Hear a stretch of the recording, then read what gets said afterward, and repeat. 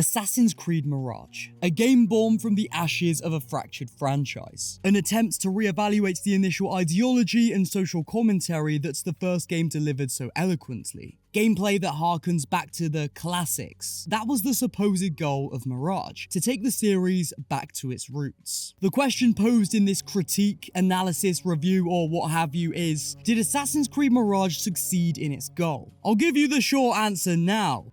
No! I think it's a badly written game with next to no character development. Its intro and ending feel very rushed, separated between slow-paced filler, and gameplay feels very, very tedious. I'm going to warn you now, if you absolutely adore this game, then you're probably going to end up hating me by the end of this video. And if you hate Mirage, then you're probably going to hate me too. There's an amount that I can safely say I do quite like about Assassin's Creed Mirage, but there's also a lot that I absolutely dislike about the game too. That said, I'm going to do my due diligence to deliver my thoughts and opinions in a nuanced manner. So that's your warning. Listen with an open mind, respect others' opinion.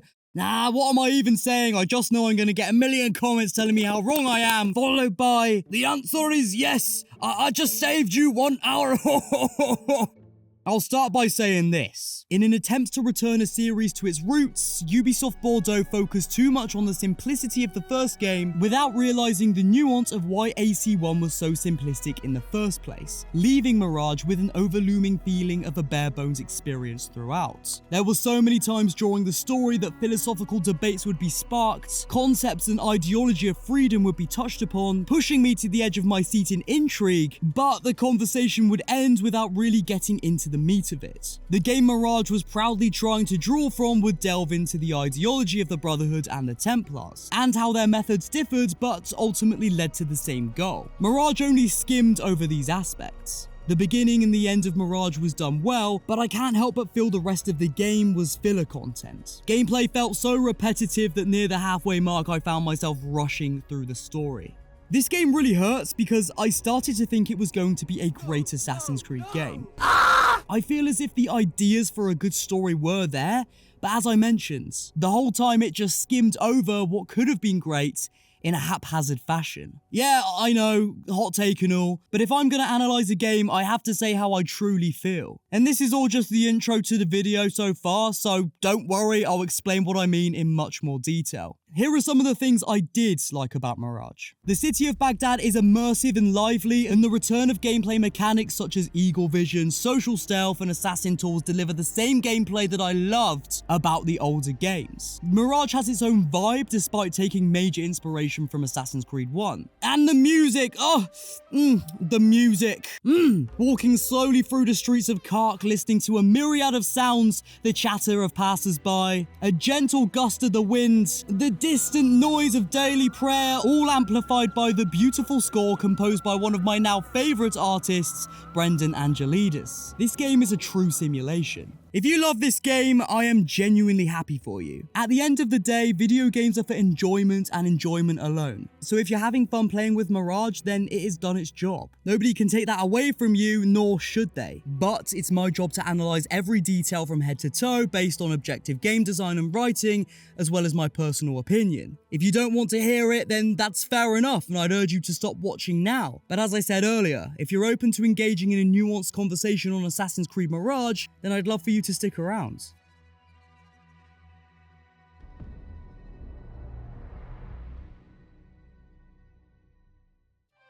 I think the best way for me to start off this critique is for me to give you a bit of context. Let me explain where my mindset's at with the Assassin's Creed series so that you can better understand my subjective take on Mirage. I think that's pretty important with this series because it's literally so fucking divided and broken.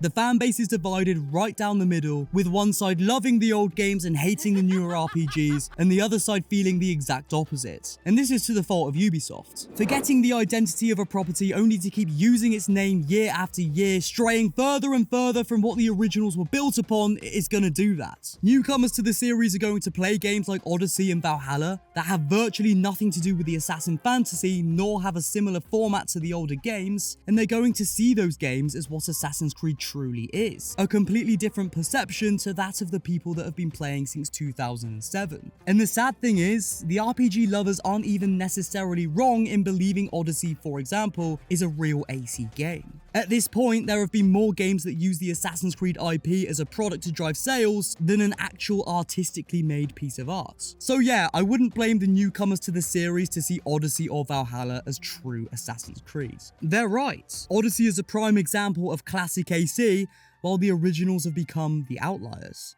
As you can probably tell, I'm one of the OG players from 2007. I grew up with this series from the first game all the way to Mirage. I've seen its ups and downs, its successes and failures. I've finished some AC games with tears in my eyes, and others bellowing with maniacal laughter. I've been here from the beginning. So I guess those of you that came with the RPG games could call me one that came before.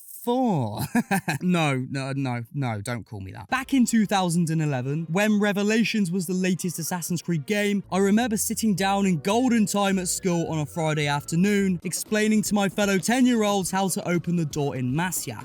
It's safe to say that for some weird reason I've given a lot of my life to Assassin's Creed, so I know what I'm talking about. As a kid, I looked up to Ezio and found the story of Altair fascinating. In PE class, I tried to run across the football field like Connor.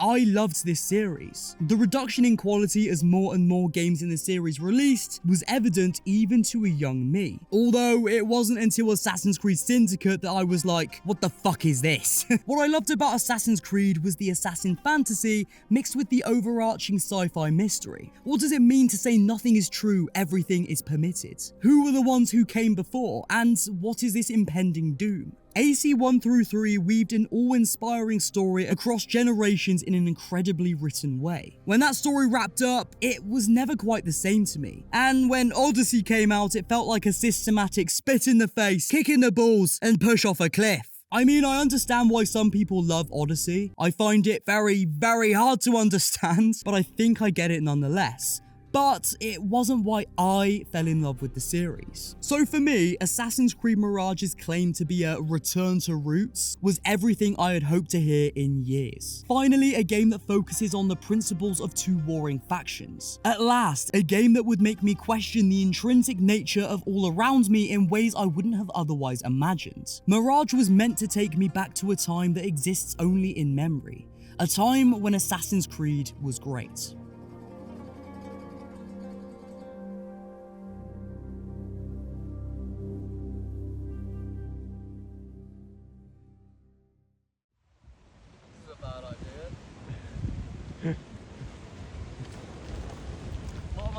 I don't know.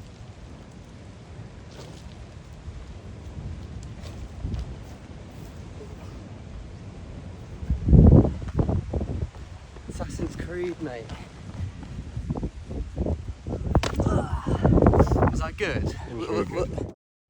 Before we saw any sort of gameplay for Assassin's Creed Mirage, everyone seemed to believe that we would get parkour just like AC Unity. That being a mechanic focused on flow and rhythm more than anything, dressed up with fancy animations. Many people, myself included, speculated that parkour in Mirage would be a much refined version of that mechanic with unique animations suitable for Basim, as well as the game's setting. As we now know, that wasn't the case, leaving a lot of players feeling disappointment, regardless of how good or bad the game's finalized parkour mechanic actually was. That's slightly amusing to me, seeing that I think the parkour in Assassin's Creed Mirage is actually much better than Unity's. Don't get me wrong, I don't necessarily like either Unity's or Mirage's parkour, mostly due to the fact that they're both janky and lack any kind of control over which direction the player can take. We're here for the long haul with this analysis, so I might as well explain it as best I can. Control has been on a downward spiral ever since the new Anvil engine was introduced with AC3, and the series went for more of an animation-based parkour system. From Assassin's Creed 1 to Revelations, you had total player agency over your movements. Back eject to leap from one space to another, and side eject to do the same but left or right.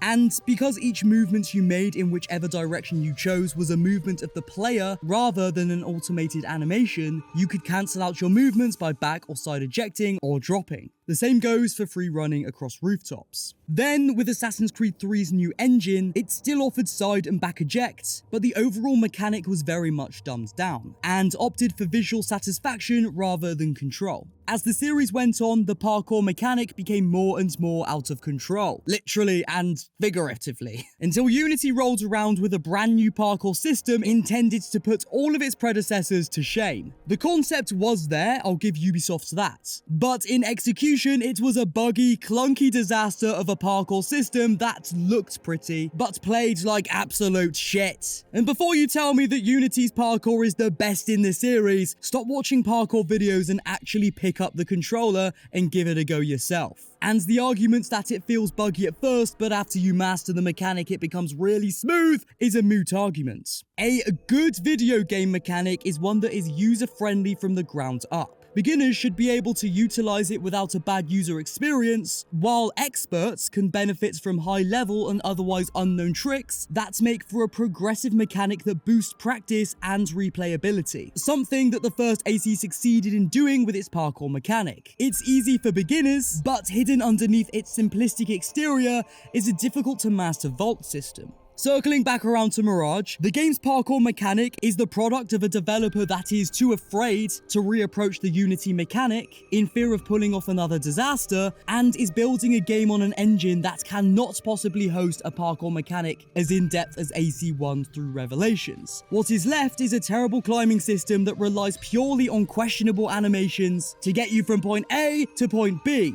But in reality, you never make it to point B. You end up at point fucking X, and can't try again until the animation plays out. The removal of high and low profile doesn't help parkour either. The series parkour went from what was almost like a system of levers and pulleys to the shitty claw machine controls at the arcade that never fucking work. The city of Baghdad is built to support parkour, which is much needed and appreciated, but that's all it can be. Support to try and make a bad parkour mechanic resemble somewhat of a pleasurable experience. Now, Mirage isn't the worst parkour we've seen in an AC game. Now, I'm looking at you, Odyssey. But that doesn't excuse it from being absolutely awful. I think Ubisoft really need to start from scratch and build a new parkour system with the next Assassin's Creed game. And it absolutely should have the same, if not more, focus on control as the original games did. And Ubisoft, you can still make it look pretty if you want it to.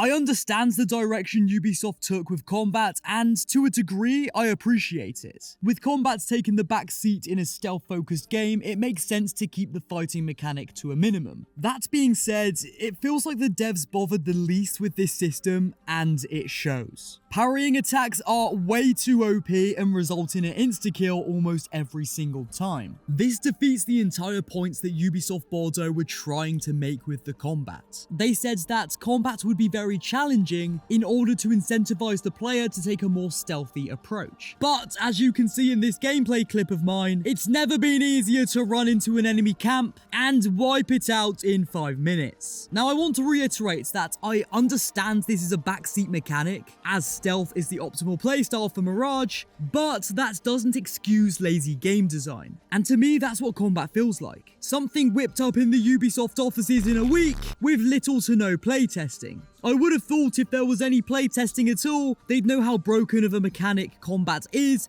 and surely they'd rectify it. Here's a suggestion, maybe Ubisoft can add this into an update. Make insta-kill only available once the enemy's health is nearly at 0. On top of that, you can double the amount of damage Basim takes upon being hit. To me, this would actually make combat a challenge, just as they said it would. The fact that combat is simple doesn't bother me. Dodge, parry, light and strong attack, that's completely fine. Again, it's just the execution that I don't appreciate. I really like the combat animations, especially the finishers that do a good job of being very brutal. And I don't know whether this is meant to be the stomach or not, but I swear to God, Basim stabs his enemies in the balls every now and then, which is just hilarious.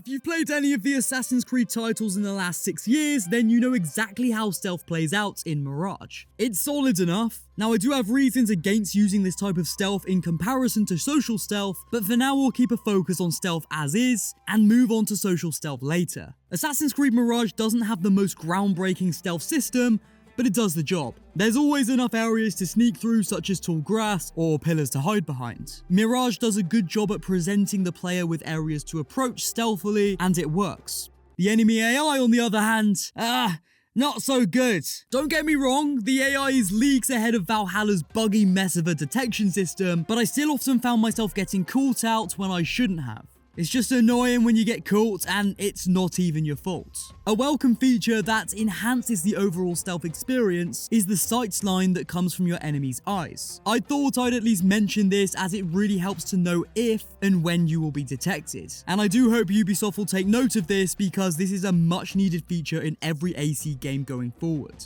What else can I say about stealth? Purely as a mechanic, that's about it. It's nothing to rave about, but you know, it's okay.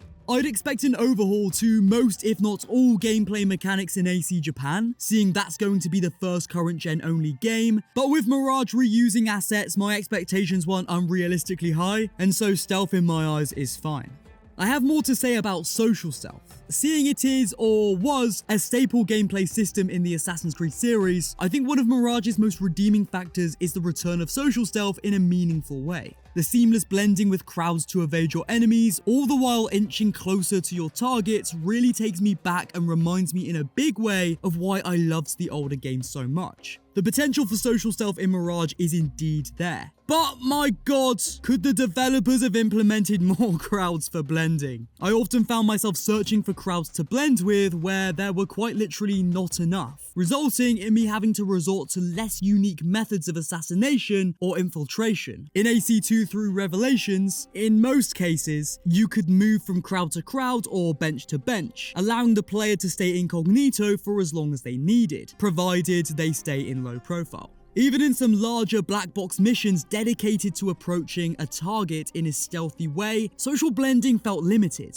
Your first target's black box mission allowed for the most blending in my opinion, and this worked. It's just a shame this level of blending couldn't be translated to the rest of Mirage. I've always found that traditional stealth such as crouching in Assassin's Creed took away from the unique social stealth mechanic. With social stealth, you're required to take a completely personal and different approach to the level. Giving the player the option to sneak traditionally does kind of eliminate the need for social stealth, which is most definitely why social stealth was removed in Origins and Odyssey, then brought back upon fan backlash. Nowadays we're left with a social stealth system that's great when it can be used, but is sidelined by traditional stealth in the way of level design. And I think that's why I felt in Mirage it was an easy option to crouch and hide, but not as accessible to blend in. Right, I need a break from breaking down gameplay mechanics. Let's talk about the world of Baghdad.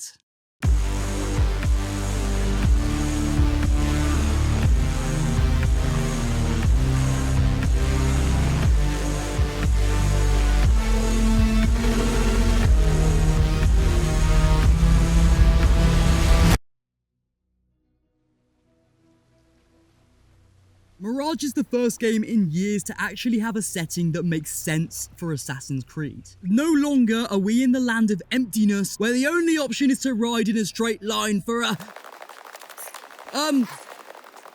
No, listen. Baghdad City is perfect for Assassin's Creed. Ubisoft Bordeaux clearly looked at the cities in the older games and beautifully crafted a world that respects and lends perfectly into what we know as Assassin's Creed. It's dense, cluttered with people of all walks of life throughout 4 districts. And as I mentioned earlier, it's all set up for parkour. One moment you're running from rooftop to rooftop, from one end of the city to another without touching the ground, and later you're strolling through the bustling streets, getting lost amidst the winding alleys. More crowds in these streets would have tied in perfectly for social stealth, but fine, I'm over it.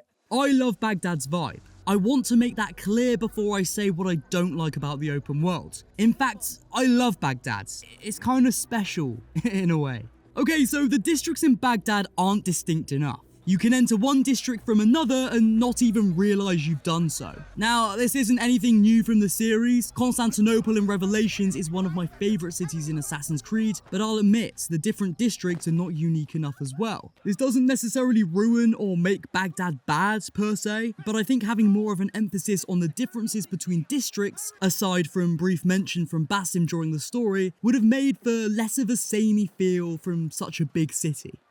Now, we really need to talk about the wilderness. For me, the wilderness completely changes the pace of gameplay, and not in a good way. The wilderness suffers from the same chronic emptiness that the entirety of Greece and England did in Odyssey and Valhalla. In the wilderness, you travel from point A to point B in one straight line, as there is quite literally nothing out there to draw your attention away. And it's so evident in its emptiness that you don't even bother to try and look for stuff. It'd be a waste of time because you know all you'll find, if anything, is another reskinned bandit camp. Going from the city being this clustered space with all manners of curiosities to find, such as the bazaar, the round city, and the House of Wisdom, for example, to this dead wasteland, it really throws the player off and shows why a big city in an Assassin's Creed game is so important. I saw a comment recently from a viewer who likens the wilderness to the kingdom from Assassin's Creed 1. They said that Ubisoft wanted to draw back to its roots and resemble it traveling from one city to another. If that's the case, then Ubisoft Bordeaux didn't even play AC1, nor did the one making this comment. The kingdom in the first Assassin's Creed was never a wasteland. It was a world space that contained villages, castles, collectibles, civilian and enemy NPCs, to name a few. The kingdom was designed in mind to retain the foundations of Assassin's Creed gameplay. You could free run across the village rooftops, blend with the monks to evade the guards, hunt for collectibles as you would in any city, and explore a rich world full of just as much life as contained in Jerusalem, Acre, Damascus, or Masya. The wilderness in Assassin's Creed Mirage contains none of these things, apart from the odd viewpoint or small reskinned village. The wilderness suffers from a very similar issue as Starfield, but on a much smaller scale. In Starfield, the handcrafted cities and planets deliver that classic Bethesda experience. There are points of interest around every turn. You know for a fact that you can explore for hours and get lost in the world. Then there are the procedurally generated planets with quite literally not much to do on. You can go anywhere and do anything in both types of world space, but it feels like a drastic dip in quality between the two. As I said, that's on a much larger scale than Assassin's Creed Mirage, but the principle is the same. Two variations of gameplay that differ in quality can end up feeling like a mishmash of a game that doesn't quite work. Two pieces of a puzzle that a 3-year-old has forced together, but they don't really fit. One redeeming factor of the wasteland, the wilderness, which I'll give credit where credit's due, is how beautiful the desert can look while the city peers over the sand dunes. Some players do love to just sit back and take in the sights at a slow trot atop their camel, so if you're that player, then yeah, fair enough. I just think, at a critical analysis of Mirage, it didn't need to be there. Have the city as the sole playable space, and Anbar as a fast travel option. Speaking of the town of Anbar, it's where Basim starts his journey and it works for the purpose it serves. It's just a smaller scale version of Baghdad and it's cool to be able to visit at your leisure. Of course, being a smaller scale Baghdad, it suffers from the same problems the city does. Now, Alamut is a great world space. At the start of the game, it brings such a classic Assassin's Creed feeling. Watching fellow Hidden Ones go about their business is immersive and serves the assassin fantasy. It's just a shame that we can't visit Alamut at our will. It's a story-centric area that you can visit at the game's opening and once during its finale. Having the option to visit any time, I feel, would have made for a better overall experience, because this area is well crafted and deserves more spotlight. Perhaps it would have been more fitting to report back to Brotherhood's Grand Master in Alamut after each major assassination. Now let's talk about the 4 Hidden One bureaus throughout Baghdad. Abbasiyah, Harbiyah, Kark, and Sharqiyah. Yes, I probably butchered those pronunciations, but there you go. All 4 serve the same purpose: to progress the story forwards, pick up side contracts, and unlock or upgrade tools. These bureaus function similarly to how they did in AC1, though they aren't as intrinsic to the story as they were in the first game. AC1 used these areas for a lot of character development for Altair and his contemporaries. The fact that Mirage has little to no character development, which we'll get into later, gives these bureaus less of a reason reason to be there, but they're there, so nice, I guess. As the player, you have various means of traversal across Baghdad and its wilderness. One of prominent note being Basim's eagle, Enkidu.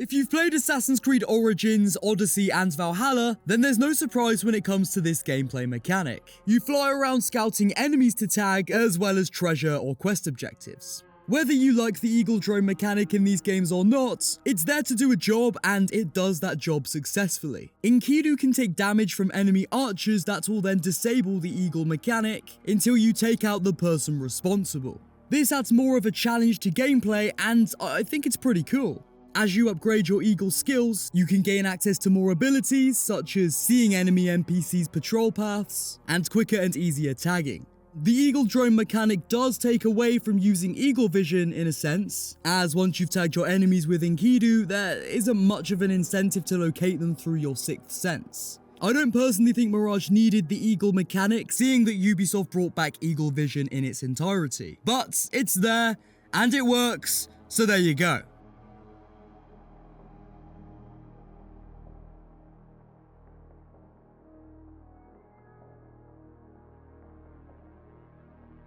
Eagle vision is back and it works just the same as it always has. It's used to see NPC type, enemies, allies or people of interest, and objectives, such as the location of artifacts or hidden entrances. I'd say this iteration of eagle vision is closest resembling to the same feature in Unity, but again, now with the added feature of seeing your enemy's line of sight. As I said, I think eagle vision and the drone mechanic can clash at times, but eagle vision alone in Mirage is well implemented.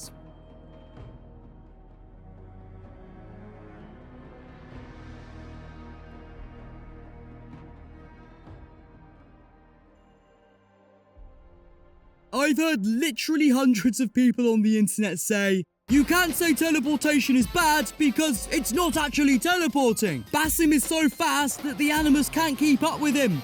Okay mate, but no matter how much someone can dress something up, it's still teleportation at the end of the day. The gameplay mechanic made by Ubisoft is teleportation. In the Ubisoft offices one day, some cool dudes were sitting in a conference room and someone said, "How about we add teleportation into the game?" There's no way. They said, "Guys, how about we," and hear me out. Basim run towards his target so incredibly fast and takes them out. And it's a mechanic we'll add into the game. No.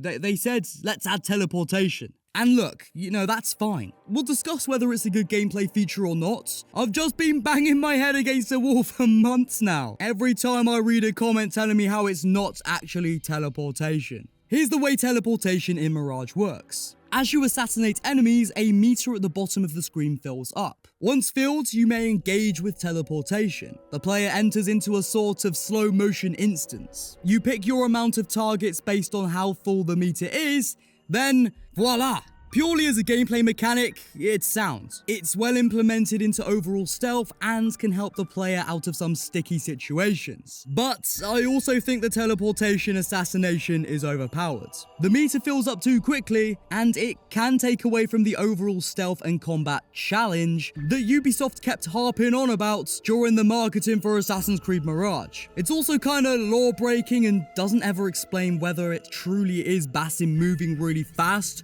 or actual teleportation. But remember what I said earlier about gameplay mechanics bending believability. If you can bend the mechanics to make sense within the lore, then go for it. What I would have done is explain it within the story rather than just have Basim look at his hands like this. Or at least have a database explain it in the codex menu. The glitchiness is blue, meaning it probably is the animus glitching and not something happening within the simulation of Basim's life. In Assassin's Creed, when something is animus related, it, in most cases, has a blue hue, while anything related to the Isu has a golden glow. If the teleportation were to be a real Isu power used by Basim, then he would exude a golden glow effect instead. That's my take on it anyway, but realistically, how fast does Basim have to move to disrupt the simulation? Whatever, it's Ubisoft, so anything goes, as long as they say so, unfortunately. I'm never, and I repeat, never against gameplay in a franchise evolving,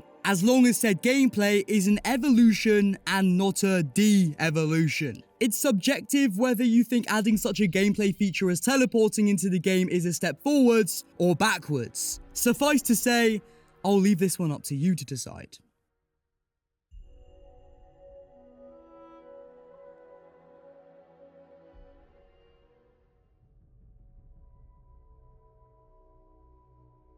The return of tools make me writhe around in joy. They should have never been removed. They add variety to gameplay, not to mention replayability. From the classic throwing knives to the cleverly implemented smoke bombs that change colour depending on which upgrade you have selected. The assassin tools in Mirage don't reinvent the wheel when it comes to the utilization of stealth mechanics, but they give the player the opportunity to do things their way. Something level design could work on, but yeah, tools do it well. Throwing knives act as you'd imagine. Smoke bombs do too, but now have different effects to them, such as poison or damage affliction. The blowpipe works as it did in AC Black Flag. The noisemaker works similarly to the cherry bomb in Unity, and the trap is just that, a trap for your enemies. We've seen all these in one way or another in AC games of past, but just because they aren't new doesn't mean they're bad. What it means is, in this case, the tools were well done before, and so the developers decided they'd also be a good fit in a game such as Mirage. A fair and correct assumption. As you progress, you'll get the chance to upgrade the effects of your tools. Want more damage dealt with your throwing knives? You've got it. Or maybe you'd prefer your enemies to disintegrate into sand after you've struck them. No big deal, as long as you possess enough skill points. You can only select one tool upgrade per tier at a time, which requires more critical thought on which effect you'd prefer on approach to certain quests. Although eventually you can unlock a skill that allows you to have all effects active at one time. I mean, sure, some effects to tools are law breaking because it's like, why would a dude just disappear into thin air after death? But that's nothing new in video games, and for a solid gameplay mechanic, I think it's okay, as long as it doesn't completely take the player out of the experience. I think for this tool upgrade, it would have made more sense for the NPC to glitch out and disappear, rather than turn into dust, as then you can blame the Animus, and it also fits into lore. But okay, you know, sand it is.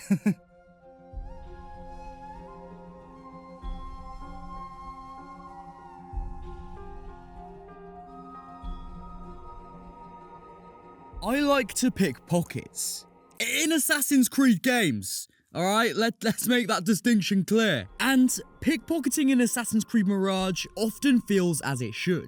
In some ways, harkening back to AC1's slow, intense pickpocketing moments. Mirage draws on that in a much more seamless way. In AC1, pickpocketing was more drawn out. You'd really have to follow your targets for a time and the stakes felt high.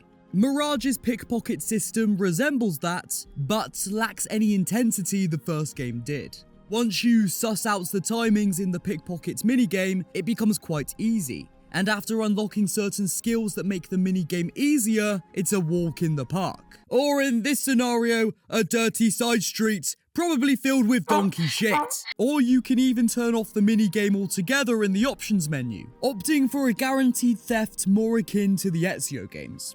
Don't get me wrong though, I quite like the pickpocketing in Mirage, it's fun, and the system is well implemented. Do I prefer pickpocketing in AC1? Yes, definitely. Do I think the pickpocketing gameplay accurately shows Basim's skill as a thief, as well as give me something extra to do in the world? Yes, definitely. Not too many complaints. I'm glad pickpocketing is back and I hope it sticks around in every upcoming Assassin's Creed game. Could it be better? Yes, it could. But that's fine, it's there, and it works well.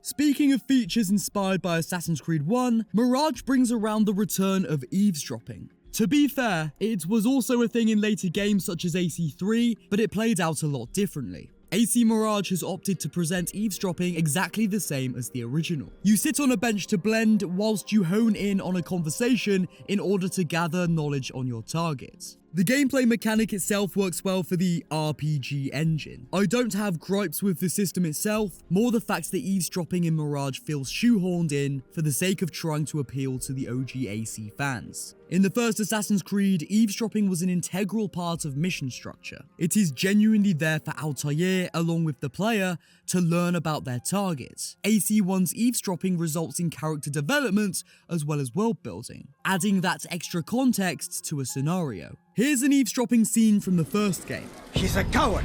If it wasn't for the money, I'd be long gone. You're either stupid or blind. Maybe it's both.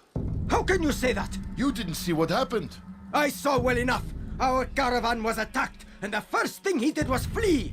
No, he didn't run. What are you talking about? Do you forget what became of the men who attacked us? Felled by our archers, thanks be to God. Not our archers, him, alone. So you're saying he saved us? Yes, he headed for higher ground. Used his bow to kill them. I had no idea. The man's a master archer. You do well to remember that. Now let me play you an eavesdropping scene from Mirage. Someone's been sniffing around Jarjaraya asking questions. Is it the one we reported last time? That troublemaker, Bashi? This one is new. No one seems to know anything about him. What are we doing then? I'm carrying letters for the boss and you're wasting my time. Come back when you've got a name. Eavesdropping in Mirage adds very little, if that, to building the world of Baghdad and the targets that reside within. Eavesdropping in Assassin's Creed Mirage feels like a mockery of the very same gameplay feature it is trying to mimic. Again, not by gameplay mechanics, but by the story woven into it. Okay, let's talk about something I do like.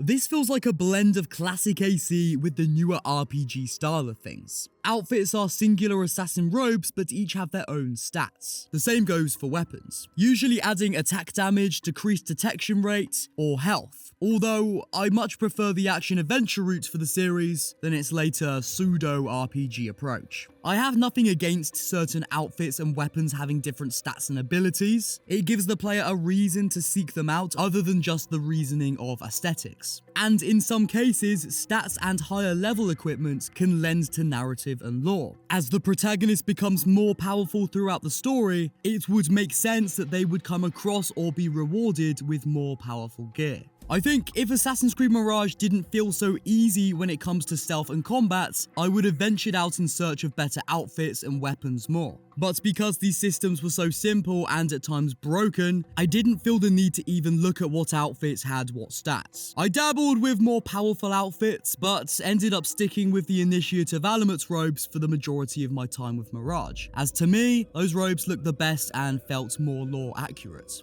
Don't get me wrong, I like the way outfits and weapons are implemented into AC Mirage. I just think the gameplay systems overthrow their importance. Costumes are a different component to player customization. These are also equipable outfits of a sort, but have no stats and can be worn over your outfits. Basically, they're purely cosmetic transmog skins that don't affect the equipped outfit. This is nice in the way of an extra customization option, but to me it would have made much more sense to have all costumes as outfits with stats, and then give the player the ability to use transmog on any outfits that they like. That way, everything acts as outfits as well as costumes. You can have the best stats while also being able to look exactly how you'd like. A nice little addition to customization is talismans. These are more like collectibles that you can unlock throughout the game, via the main story, shops, or found throughout the world. They are displayed on your character. I genuinely think this is a really well thought out idea, and I would have loved this feature in some of my favourite Assassin's Creed games. For those of you who haven't played Mirage yet, think of these talismans as somewhat of a similar thing to the interchangeable capes in Assassin's Creed 2 and Brotherhood. Of course, the capes in those games had environmental effects on Ezio such as less notoriety, while talismans in Mirage are purely an aesthetic choice.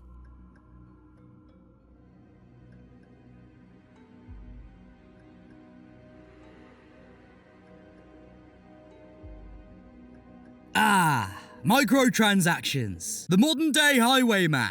There to rob you of all the shackles you're worth. Another traveller. Want to get to Oakfield? You'll have to swim, lovey. Jump, jump, jump. What's the matter? Are you afraid of heights?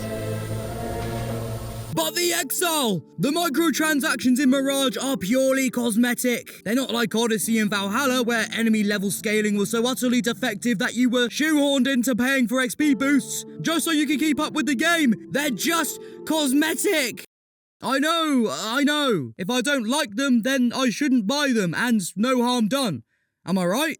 Well, in that moment, yes, you'd be right. But the presence of microtransactions in any form have long-term implications regardless of their form. And buying into MTX in a single-player game that you have supposedly already paid for the whole experience can affect the gaming industry negatively further down the line. And I know some of my gameplay shows certain costumes bought from the store. My cousin is a massive gamer and is also playing Mirage as of me writing this script. Those costumes were bought by him, and so I thought, why not log into his account and download them myself to check them out? The money's been paid, what can I do? If companies see that MTX makes them tons of money, like in the multi-millions, then they're going to keep doing whatever they can to shill them to you. Eventually, and we're slowly starting to see this already, games are going to start being developed haphazardly with the purpose of selling as many extras as they can. We've seen prime examples of this with Odyssey and Valhalla, and although Mirage isn't anywhere near as egregious as its predecessors, to a company like Ubisoft, microtransactions in any form are confirmation to their own bias that they should keep forcing a storefront down our throats, and the overall integrity of their games will suffer for it. Other companies will see the success and follow suit, resulting in the subsequential downward spiral from subjective art to objective capitalism. That's why I personally don't buy into MTX, but I'm not going to step up on this here high horse and tell you what to do or how you should feel. If you want to buy into microtransactions, then by all means, you do you. I'm just making a case for, again, why I personally don't buy into them.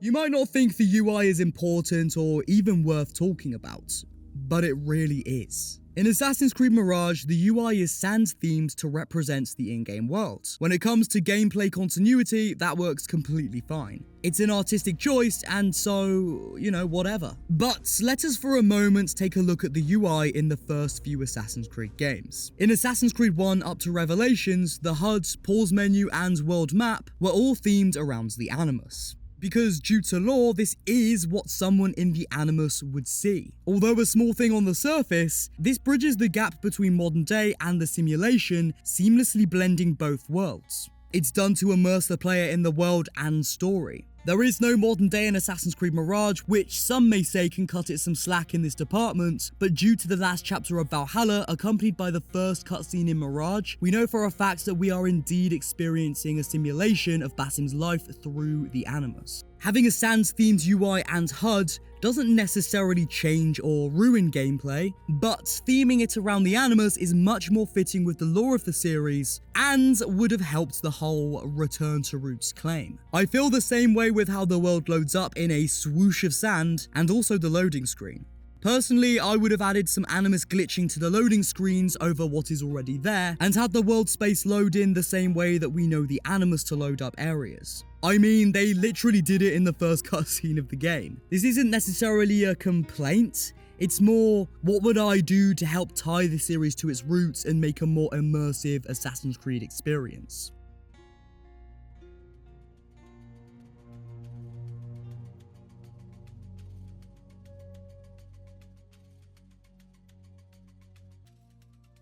The music in Assassin's Creed Mirage is breathtaking. Composer Brendan Angelides has done a stellar job at capturing a moment in history and manifesting that moment into an artistic masterpiece.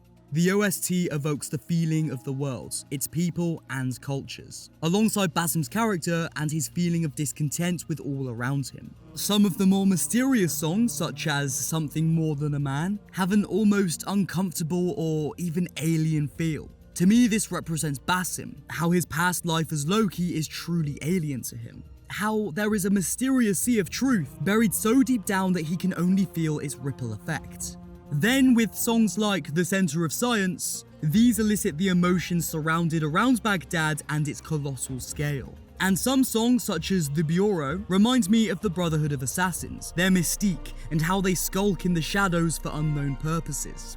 Music is one of my true loves in this world, and I think it's absolutely incredible how different consistencies of sound can weave together to evoke so much emotion. This soundtrack does Mirage more justice than it deserves. It is beyond a doubt a masterful exertion of the mind and soul of Assassin's Creed.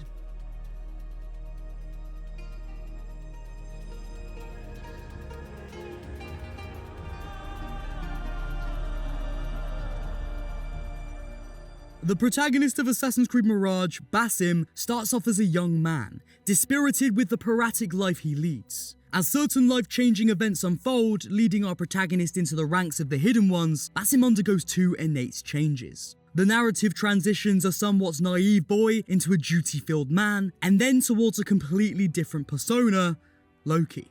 Although we do see these differences within Basim via the way in which he speaks and acts, the writing poorly depicts this. We start the game as a young Basim, and then before we know it, Basim has been training at Alamut and is acting much older. The majority of character development happens off-screen. Once we reach Baghdad, Basim acts as a humble servant to the Creed. Then he pretty much stays the same right up until the end of the game, where he then becomes disillusioned with the Brotherhood, causing friction between him and his master Hashashin. Basim as a character feels very rushed. It doesn't feel like there is any real transition or development that leads to the changes in Basim, bar his final shift towards Loki. There are a few great lines of dialogue between Basim and side characters that aids the main character's progression, but it's few and far between amidst baseless dialogue that only serves the purpose of the quest. Basim's dialogue feels very robotic. It seems Ubisoft wanted to go for a quiet, brooding character in the same way that Altair comes across. The difference being that Altair's nonchalant demeanor has a much deeper meaning than his exterior initially conveys. He has purposeful character development that is apparent throughout the duration of AC1. The idea is definitely there with Basim, the execution is just completely off. Basim feels inconsistent throughout the story. As I mentioned, there are some really great moments that delve into the psyche of Basim's mind, alongside his world philosophy, lending perfectly into the impending Loki realization. Whilst the next quest may have Basim give surface level responses to characters that make his character feel like a soulless, monotonous shell of a well-written character.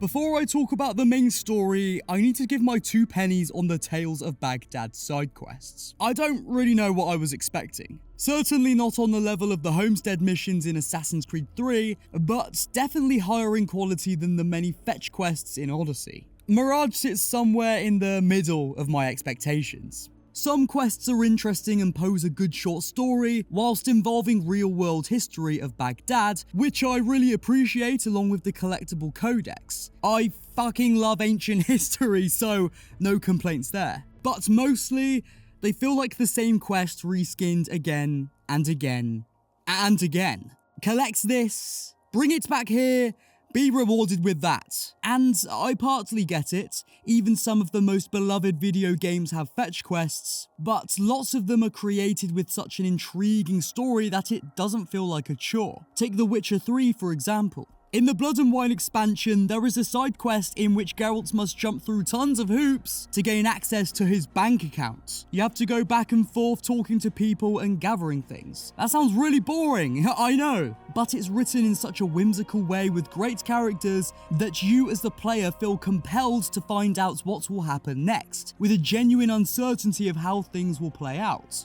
In Mirage, I feel like I knew exactly what would happen. And in most cases, I was right.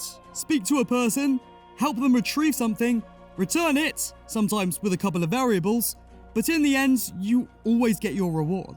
The Tales of Baghdad felt bland, and this is partly due to the quality of writing and partly due to the predictable level design. My only positive takeaway from these side stories is the real-world history that I learned. Baghdad is a beautiful place with a rich past that I can proudly say I now know a good amount of.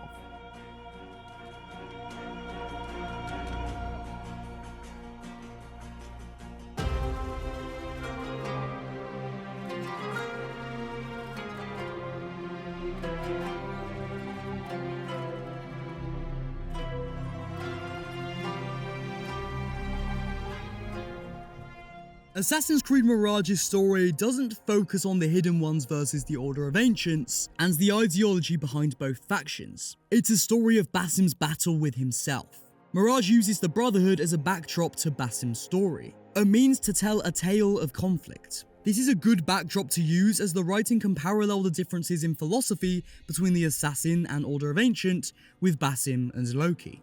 The thing is, Ubisoft didn't do that. We get no real deep dive into Basim's fight within his mind, aside from that of his friend Nihal representing his true conscience. Every now and then she pops up to try and get Basim to go against orders and question himself, but I just feel as if there should have been scenes where they debated order versus control and what implications either choice had on Basim's life, reminiscent of the scenes we got between Connor and Haytham in AC3. I said earlier that the Brotherhood can be a useful tool as a backdrop to Basim's story, as it can be paralleled to deliver the message more thoroughly. Again, there is no delve into the ideology of the Brotherhood or the Order of Ancients, whereas the weighty debate on world philosophy between Mentor and Assassin. When Basim assassinates a major target and we enter a confession room cutscene, you wouldn't be blamed for expecting it to go into a dispute on peace and freedom between the two. This never happens. I want to show you a confession room scene in AC1 and then compare it to one in Mirage, just to amplify the difference in writing quality between almost 16 years. Be at peace. You'll pay for this. You and all your kind. It seems you're the one pays now, my friend. You'll not profit from suffering any longer. You think me some petty death dealer, suckling at the breast of war? A strange target, don't you think? Why me, when so many others do the same? You believe yourself different, then? Oh, but I am. For I serve a far nobler cause than mere profit. Just like my brothers. Brothers? Ah, but he thinks I am. I am but a piece. A man with a part to play. You'll come to know the others soon enough. They won't take kindly to what you've done. Good. I look forward to ending their lives as well. Such pride. It will destroy you, child.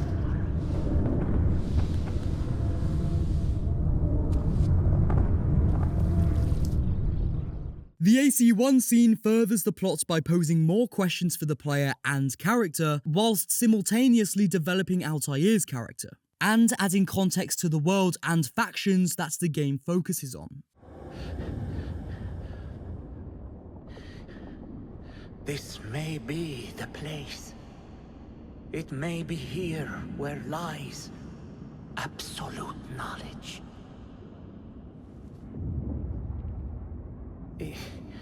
It is not how I remember it. Behind the doors, it looked brighter. But in the end, all we see is darkness.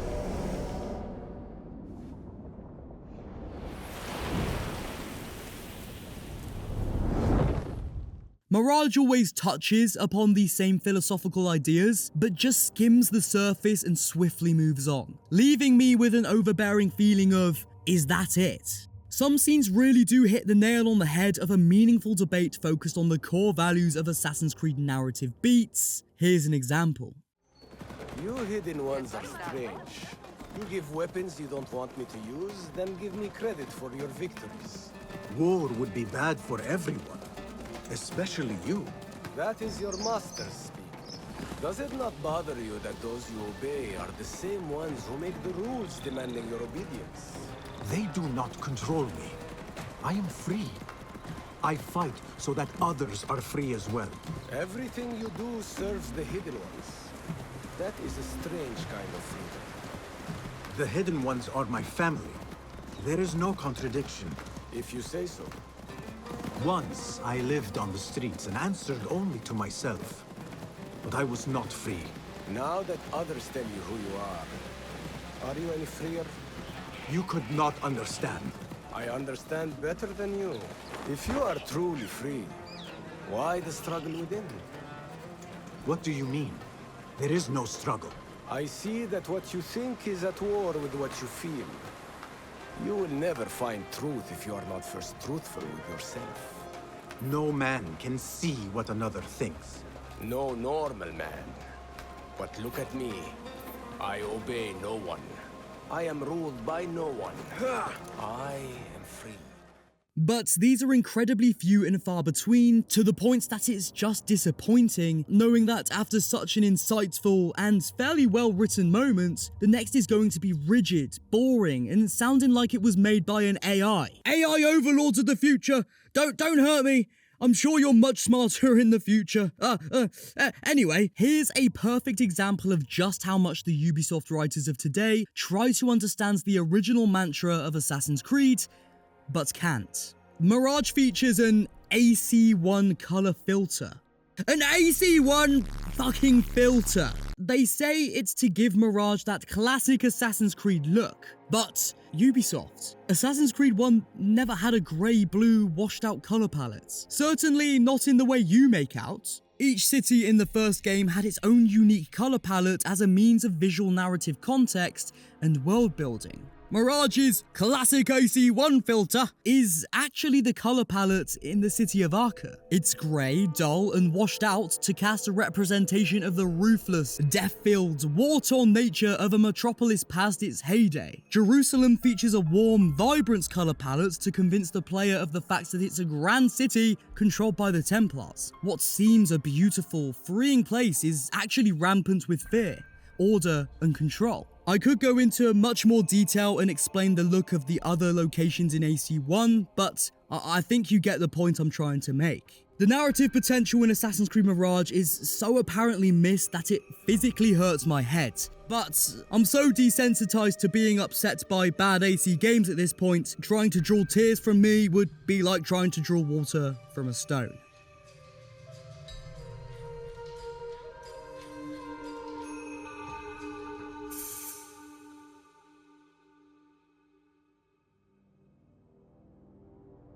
This could have been the Assassin's Creed game to pay homage to where it all began. To apologize for games like Odyssey and Valhalla with an experience that simulates a true Assassin's fantasy. To some of you, Mirage did do this, and for that I'm genuinely so happy. I really wanted to be with you on this, and I tried so hard to be. I mean, my first thoughts video was pretty much all positive, but as I continued playing, I couldn't help but see glaring oversights in what could have been stellar writing. Basim as a character never really went anywhere, and gameplay just felt so tedious and repetitive.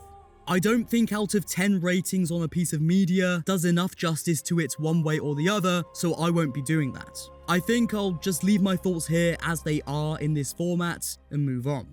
I'll always be in love with the original games in the Assassin's Creed series, from the first game to Revelations, and I'll even have an appreciation for 3, Black Flag, and Unity, but I don't think I'll ever like a new Assassin's Creed game again. Mirage was the perfect opportunity to make my perfect AC game once more, and it failed. And that's why Assassin's Creed Mirage is the result of a broken franchise.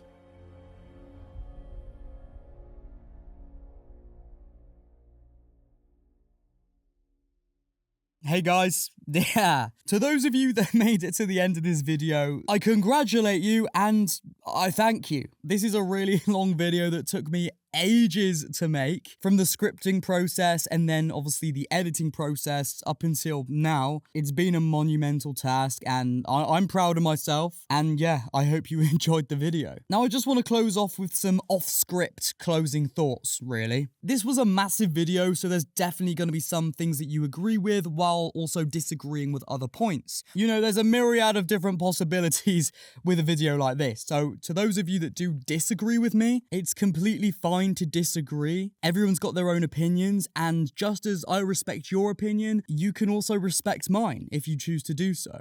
Please don't feel personally attacked if I've said something that I really don't like about the game that you love, or vice versa. It's just my subjective opinion at the end of the day, and, you know, as I said, I appreciate and respect your opinion. This was purely my thoughts, my raw emotions with this game, and I just wanted to get that out there. Mainly due to the fact that there's a lot of things I mentioned that I haven't seen anyone else talk about, and also just because I wanted to do it, so I did it. But yeah, if you've been a supporter of mine for a while now, I do appreciate everything you've done for me. It's the long-term viewers that have made this video possible, and as much as I did this video for myself, I also did it for you guys. If you've made it this far, then you might as well press the subscribe button. You must like me or the video a tiny bit to make it this far through, so yeah. You can if you like. If not, no harm, no foul. As of making this video, I've hit 15,000 subscribers, so a massive thank you for that as well. And the dream is finally being realized, so yeah, I mean, it's just cool. So,